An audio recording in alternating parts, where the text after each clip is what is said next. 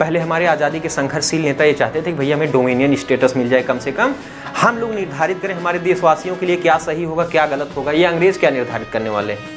और कम से कम dominion status मिल जाएगा तो कुछ चीज़ें हम अपने देशवासियों के लिए कर पाएंगे। हाँ, कुछ चीज़ें आप रखिए लेकिन कम से कम डोमिनियन स्टेटस का दर्जा दीजिए।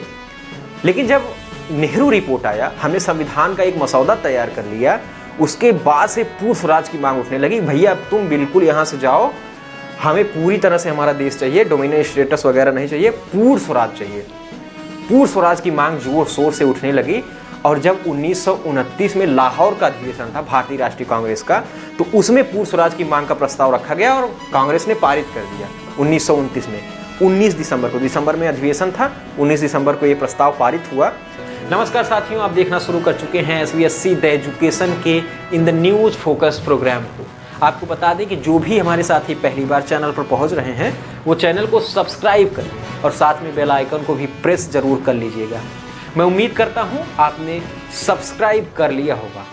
और उसके बाद 31 तारीख को दिसंबर में ही नेहरू जी ने लाहौर में रावी नदी के तट पर भारतीय झंडा फहराया आधी रात को, और इनकलाब जिंदाबाद के नारे भी वहाँ पर लगे।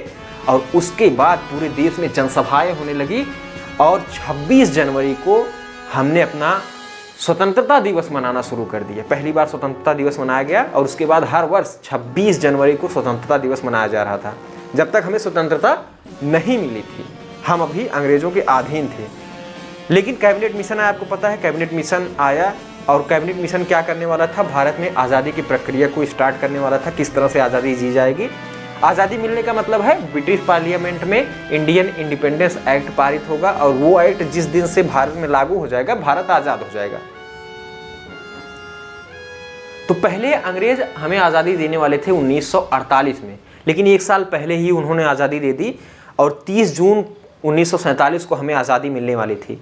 लेकिन इसको बढ़ाकर 15 अगस्त 1947 कर दिया गया। इसका एक लिंक ये जोड़ा जाता है कि 15 अगस्त 1945 को ही जापान ने द्वितीय विश्व युद्ध में लॉर्ड माउंटबेटन के सामने आत्मसमर्पण किया था, इसलिए ये तिथि रखी गई।